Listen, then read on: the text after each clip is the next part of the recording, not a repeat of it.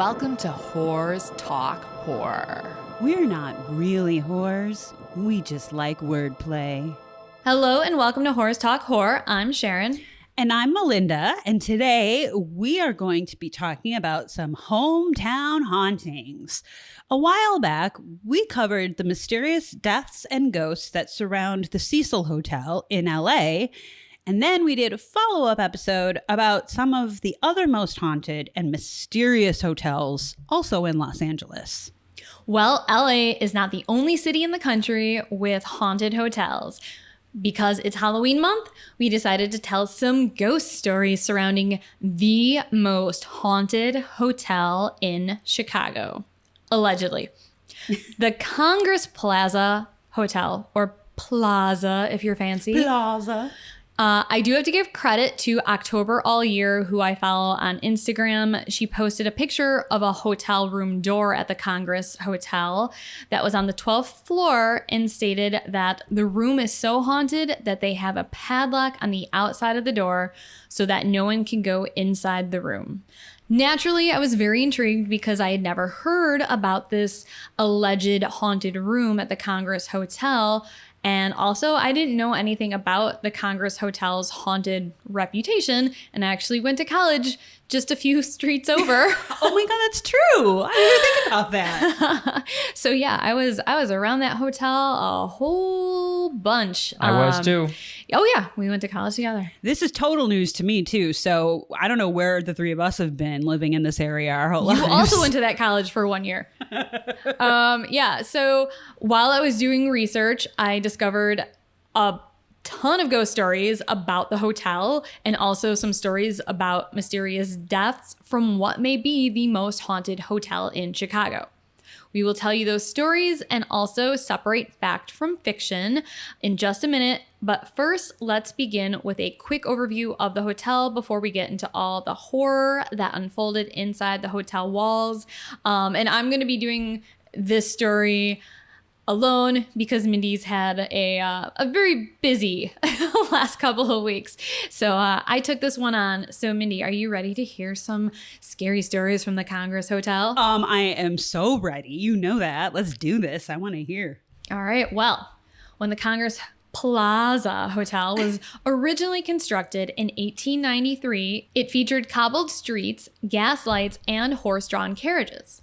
The hotel was originally called the Auditorium Annex when it opened, ready to house throngs of visitors from around the world coming to see the 1893 World's Fair in Chicago, known at the time as the Columbian Exposition.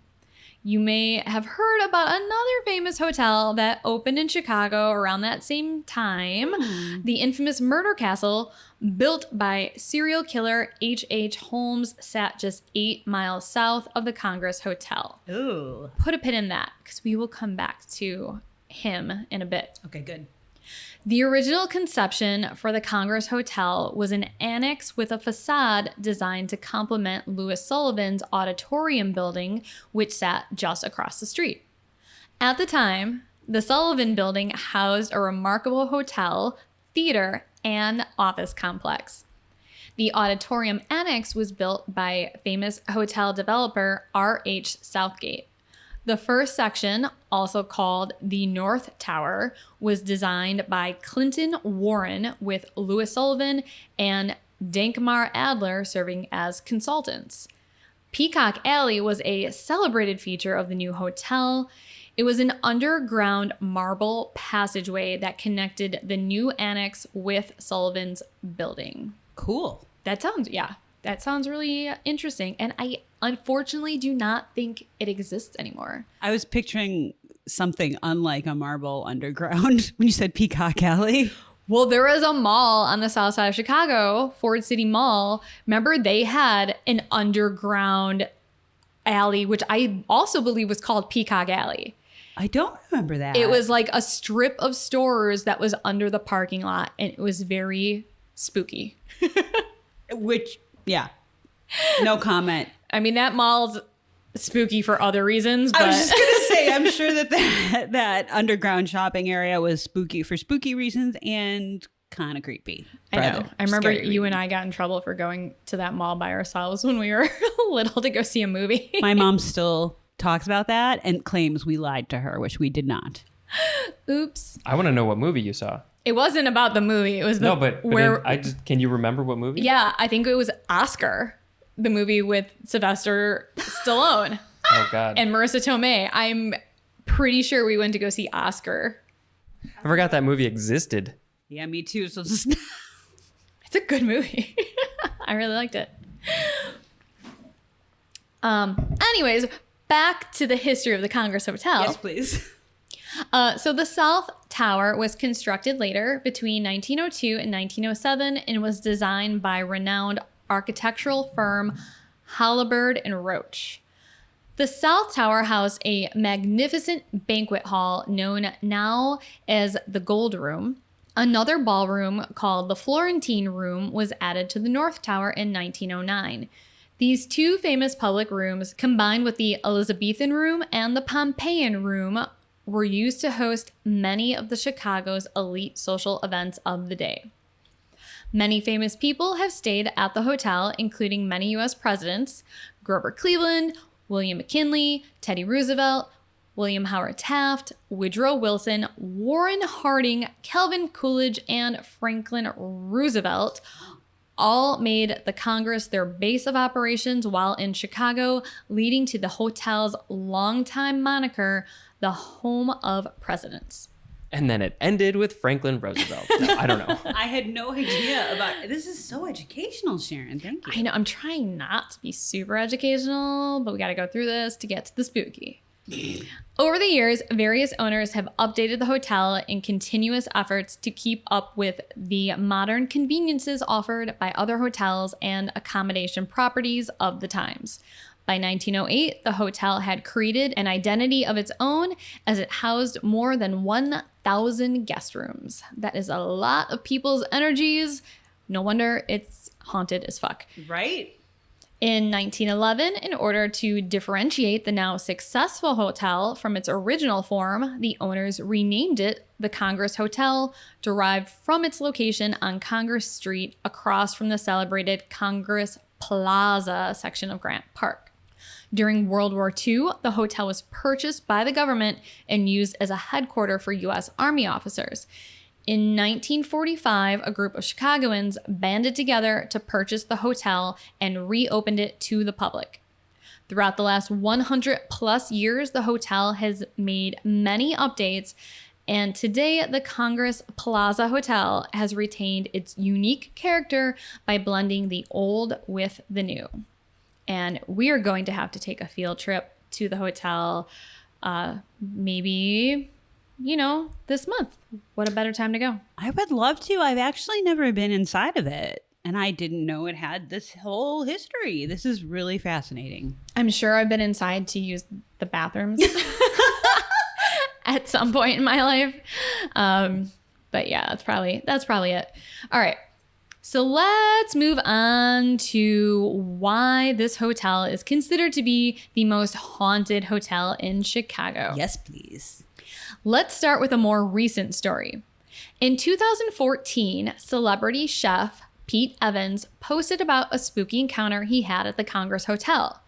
He wrote about his trip to Chicago on social media and said, quote, "This has to be the strangest post I've ever written. After arriving in Chicago tonight, I had a quick bite at the Girl and the Goat and checked into my hotel quite late. The walk from the elevator to room 447 was one of the weirdest experiences.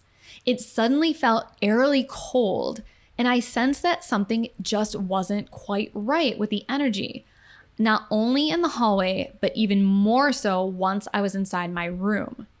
I've always been super skeptical about the paranormal, or at least I was.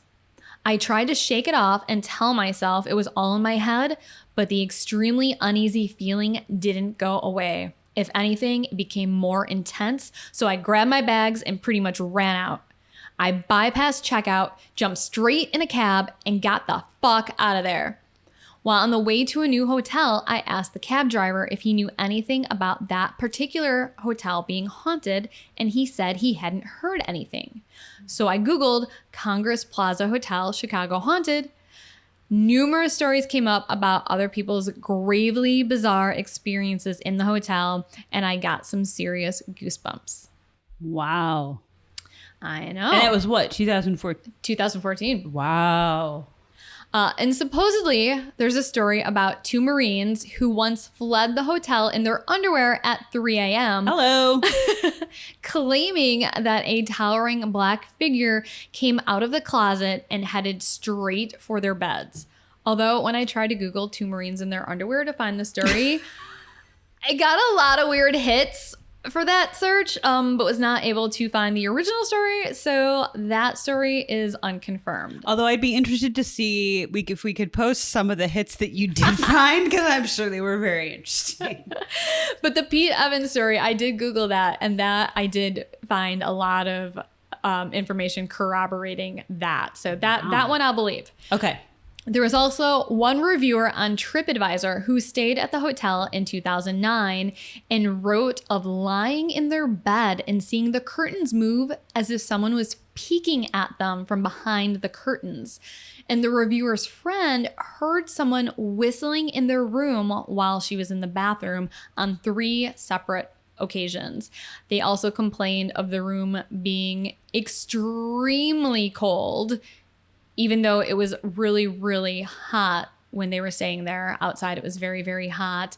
And they even had servicemen come up to see if, there was a problem with like the air conditioning or something. And nothing they do could make it warmer in there. So all I'm going to say is if we decide to stay there ever, not to be weird, but we're all 3 of us sharing a room. Like, we're going to do the old, like, get a cot for the kid thing, but I ain't sleeping by myself. You're the kid. Just as long as you're the kid, Mindy. Well, yeah. Or I'll, at some point, if something scary happens, I'll probably be like, move over, both of you. They might have rooms with 2 beds.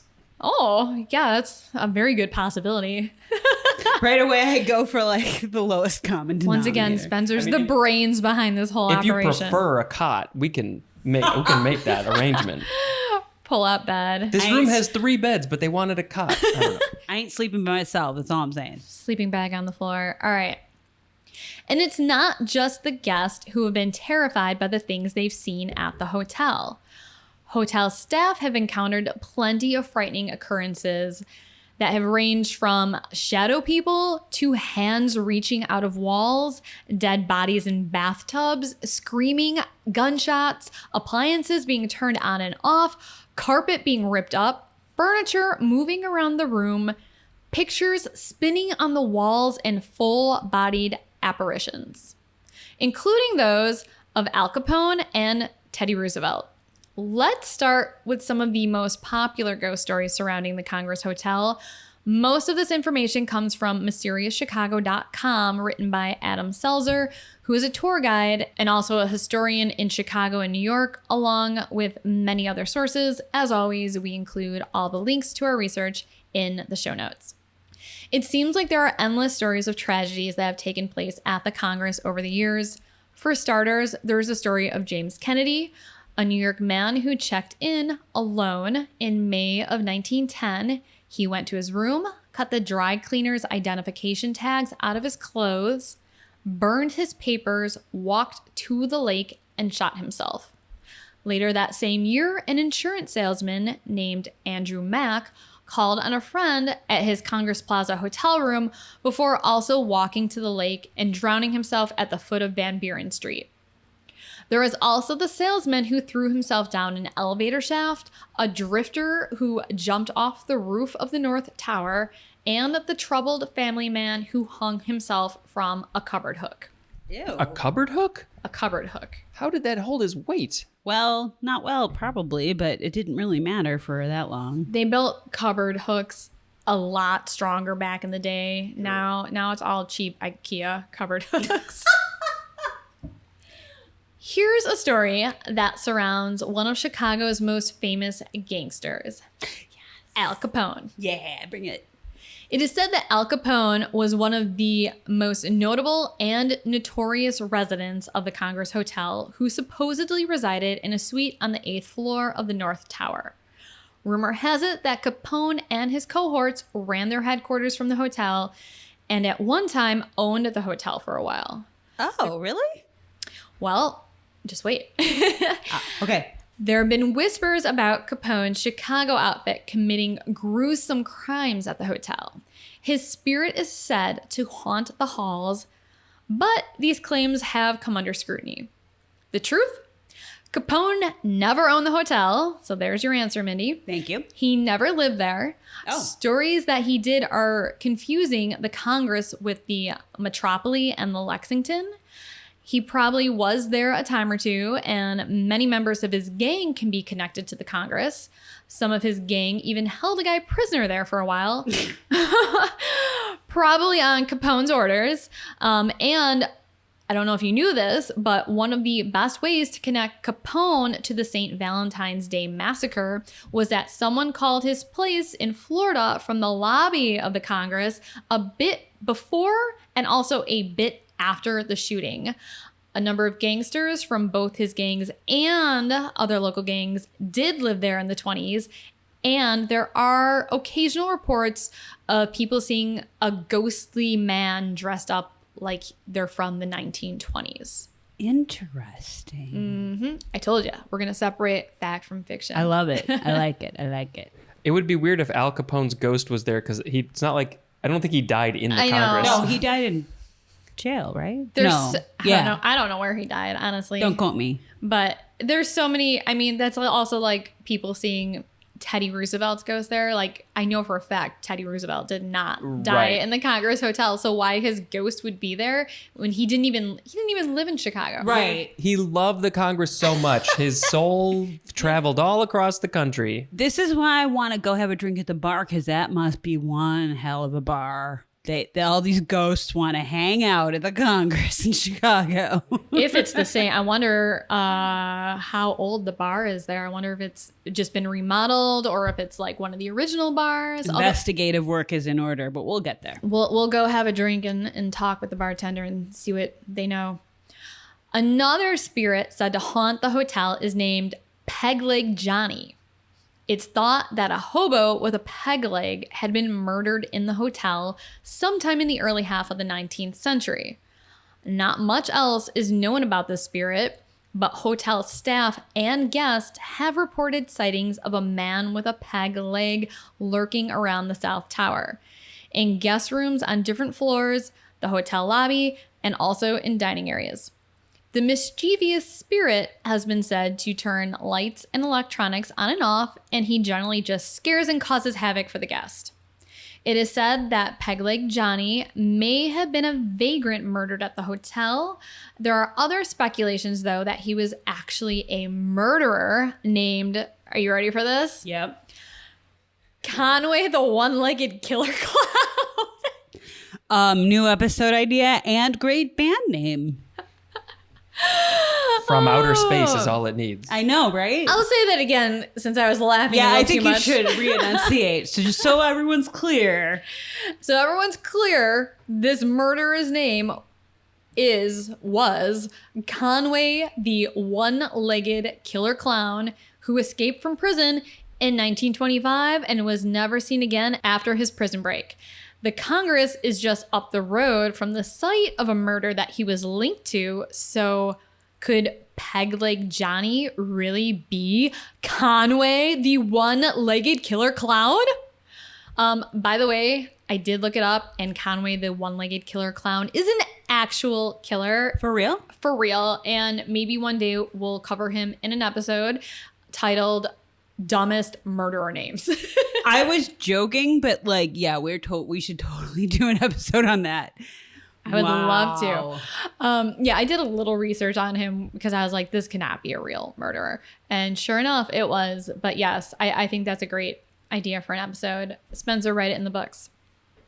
Add it to list. Scribble. Put it on the list. It's in the books. All right. There's a story about a workman who supposedly got buried behind the balcony of the gold ballroom in the plaster wall when the hotel was being built. Is that like Mac and It's Always Sunny, where he's in that big mansion and he's like, my uncle worked for this place and he even got buried in the walls, so he's actually part of this mansion. Well, we'll get to the truth behind this one all right, cool. in just a minute. We will post a photo on social media of the plastered covered hand, which is called the Hand of Mystery. And Mindy, if you look at the document, you'll be able to see it right now. I saw a picture earlier, but I scrolled through it because I didn't want spoilers. So. Oh, okay. All right. It really does, look like a person's hand coming out of a wall, grabbing onto a crossbar. Oh my God. You can God. see like fingers and it looks like fingernails. And we'll definitely post a picture of that. But for the record, this is a complete myth. First of all, the walls coming out of is not nearly thick enough for anyone to be buried in it. Unless it's a very, very skinny man. And at first, it was thought that it was probably just a glove that got plastered over, but it's deteriorated enough over time that you can see that it's not a glove either. So it's been suggested that it's probably just some caulk that happens to look like a hand. But it's still kind of a cool story, and it definitely looks very much like a hand. Several of the ballrooms in the hotel are also supposedly haunted. In the Florentine ballroom, staff at the Congress Hotel report electrical appliances turning on and off on their own, whispering women, humming men, phantom gunshots, and, of course, Teddy Roosevelt's ghost, because where else would he be hanging out? Teddy Roosevelt, man. Who knew? Yeah, supposedly his ghost has been seen hanging out in the Florentine ballroom in the wee hours of the morning. It's also rumored that some of the bridesmaids at wedding parties who gather around the piano for photographs do not show up in pictures. What?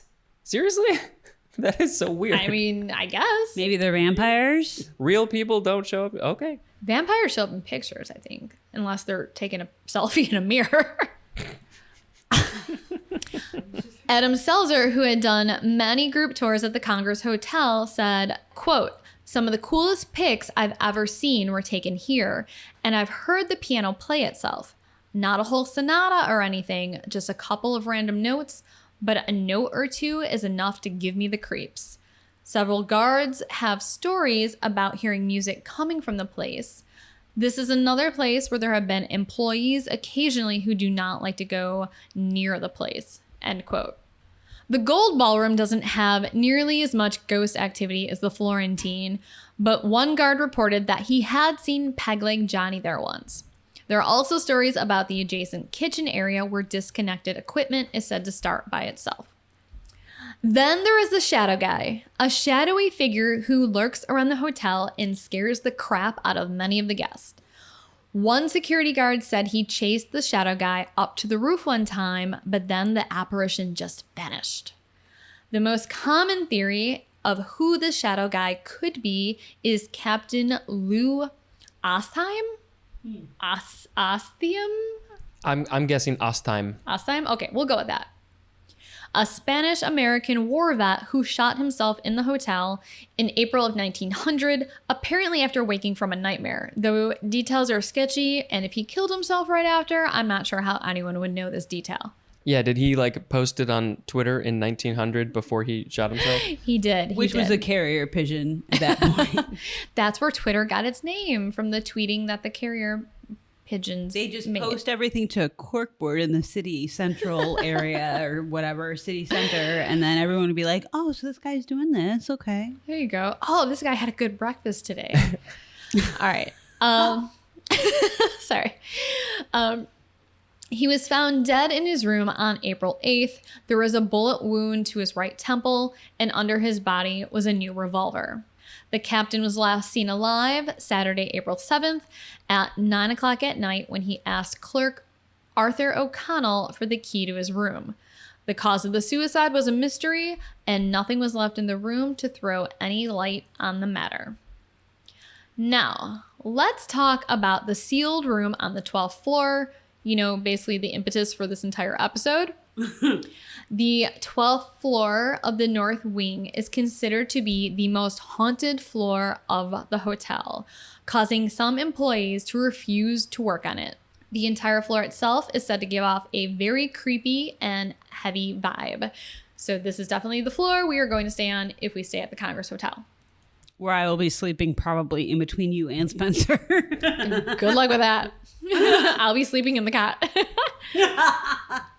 There is a little boy who supposedly haunts the 12th floor and is presumed to be the ghost of Carl Langer, a 6-year-old who was thrown out the window by his mother. Oh my God. During World War I and II, the Congress Plaza Hotel was used to house immigrants and refugees from war-torn countries. That's very nice. In 1939, a 43-year-old Czech Jewish woman named Adele Langer was staying at the hotel with her 2 sons, Jan Misha, who was 4, and Karl Tommy, 6. They were in the country on a 6-month visa, which was about to expire. Her husband was supposed to join them, but was delayed and unreachable. Adele was anxious for her husband to arrive and became increasingly nervous that they would all be deported soon. So she fell into a deep depression and eventually suffered a nervous breakdown. On August 4th, 1939, she and her children spent the day at the zoo. And when they returned to their room on the 12th floor that night, Adele threw her 2 sons out the window before jumping herself. Oh my God. She died completely unaware that on that very day, they had received a letter informing the entire family that they had been offered permanent refuge in Canada. No. When Mr. Langer received the news that his family was dead, he reportedly threatened to commit suicide himself. Several security guards say they've seen the little boy, and several employees have felt as though they were being chased down the hall. Not a very happy story. No. No wonder they might be haunting the floor. Right? But back to the sealed off room on the 12th floor. A room so terrifying that it just had to be sealed off. Research has not turned up the actual room number. Some point to a room that's padlocked and say that's the one. Others say it's the one that's been boarded up. Still others claim you can't even place it anymore, that it's been papered over to remove any sign that it was ever there, and guests report that they can find the sealed off area by knocking on a wall that sounds hollow as if there's a room behind it. So which room is the most haunted room at the Congress Hotel? According to many blogs, people claim that it's not a room on the 12th floor at all, but that room 441 is the most complained about room in the hotel because a ghostly woman shakes the bed inside the room in the middle of the night. Yet no deaths have ever taken place in that room, at least that anyone knows of. This comes directly from Adam Selzer. Quote, "The story is that one room is so haunted that they had to seal it shut probably grew from the old stories about room 666 being sealed off. But really, there's an office where room 666 would be. Lately, I've heard a lot of stories about room 441 being the most haunted, but those are fairly recent. For a long time, people would just come up with a random room number when you wanted to know which was the most haunted. Though, since this post was first published, I think they've settled on 441 after it was written about a few times. The story that any of them were the basis of Stephen King's short story 1408 is outright fiction that Ursula Bielski invented for her article in one of her books. Quick side note, Ursula is the founder of Chicago Hauntings, Inc., and also a historian, author, and parapsychology enthusiast who's been writing and lecturing about Chicago's supernatural folklore and the paranormal for nearly 20 years. But back to what Adam said, quote, in the book she says that some researchers have come to the conclusion that King used the story as the basis, but didn't say which ones or how they arrived at that conclusion. Frankly, you show me a researcher who concludes that, and I'll show you an idiot. King himself never mentions the hotel in his intro to 1408. He just says that it's his attempt at the old haunted room at the inn story that every horror writer should try out eventually. While I was working for her at one point, I called Ursula on it, and she said, well, it just makes a good story. Adam goes on to say, I don't work for her anymore, and can't imagine I ever will again. She's way into Donald Trump these days, so I suppose I can say that now. End quote. So I think we've actually reached out to Ursula before to see if she wanted to talk on our show. And I'm really glad that we did not have her on our show because I didn't know any of this stuff about her. So good for us for dodging that bullet. Yeah, I have a number of her books, actually, as does my father. And thank you for that info. I had no freaking idea. Is it time for a good old book burning? No, I'm No. kidding. Maybe just donate them, Spencer. Yeah. Let's go the easy route. But it makes you wonder, like, how much of her books are just completely made up. Interesting. Very interesting. I mean, honestly, though, if you're writing about ghosts, you're probably going to, fictionalize some of what you're writing about just to make it more interesting. So you kind of need to take everything with a grain of salt anyways when you're reading those types of books. But yeah.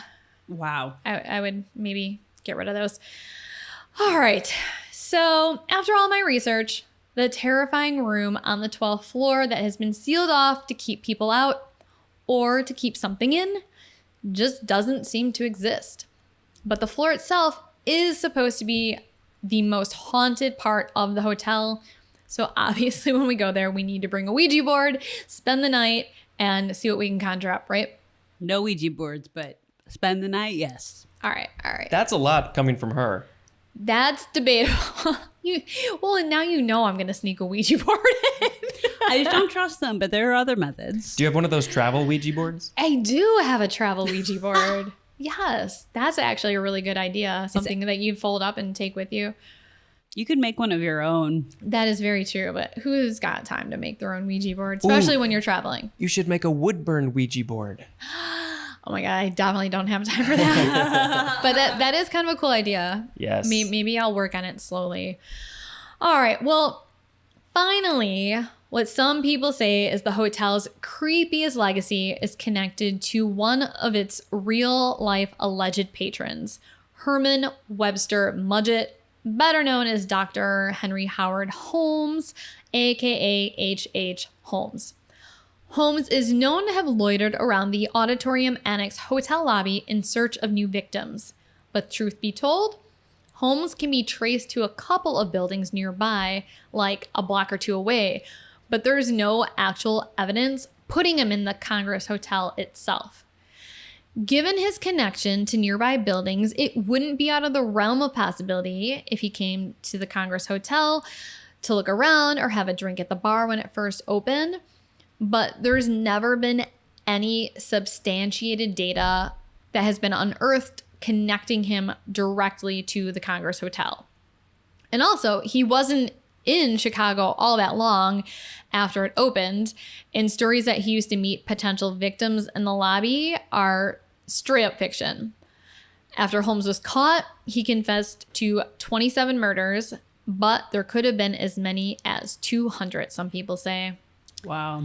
And there you have it. That is the brief story of the Congress Hotel and some of its hauntings and bizarre murders. Well done, Sharon.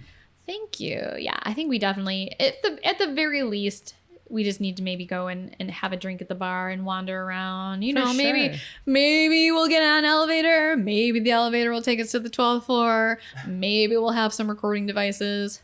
Who knows? Hey, I have my recorder that I know is old school, but ghost hunters use it. That Zoom recorder, so I'll throw some batteries in it. And I literally have one a foot away from me right now that is battery powered, so. And, we'll just wander around until security kicks us out. Ooh, I know. Let's all have our own recorder and we'll split up. No. Like in Ghostbusters. Always the worst decision ever. Let's split up. One of us might get slimed. All right. Well, thank you for listening to us. If you have ever stayed at the Congress Hotel in Chicago and you encountered any sort of paranormal activity or you know someone who has, write to us, have them write to us at whorestalkhorror@gmail.com. Or if you stayed in any other haunted hotels anywhere in the world and you have a supernatural story you want to share with us, you can send those as well. It's spooky season, so now is the perfect time to share your ghost stories with us. You can also write to us with any episode ideas, recommendations on what to watch, any true crime stories, creepy stories, whatever you want us to read on the show. Special shout out to my Aunt Nancy's friend, Sandy. Sandy, we're expecting your email. I gave you our card. She has tons of cool, awesome, creepy stories, so we'll be awaiting those. Just a quick side note, but also for all of y'all, please subscribe to us and rate and review us on your streaming platform of choice, because it really, really does help us get more exposure, which helps us keep the show going, which we like to do. Oh, and also, even if you listen to us on YouTube, because I know we have about 121 subscribers now. Ooh. Please, if you have any access to any sort of podcast streaming service like Apple or Spotify, go rate and review us, even though you mainly listen to us on YouTube. That would still be incredibly helpful. We would really, really appreciate it. So I know we've gotten a lot of great comments on YouTube. If you're someone who's left us one of those great comments and you enjoy our show, please go rate and review us on whatever streaming platform that you can access. And like this video. And also like our video. And share the video. Good call. Thank you, guys. If you are able to, I know times are tough, but please do join our Patreon, because you can get early access to episodes, see exclusive posts, and then, sometimes we send you guys some cool shit in the mail, some goodies or something in the snail mail. So please subscribe if you're able to. Most of all, please be kind to each other, stay safe, and as always, thanks for getting creepy with us.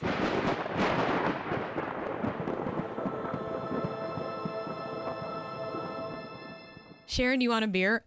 Oh my God.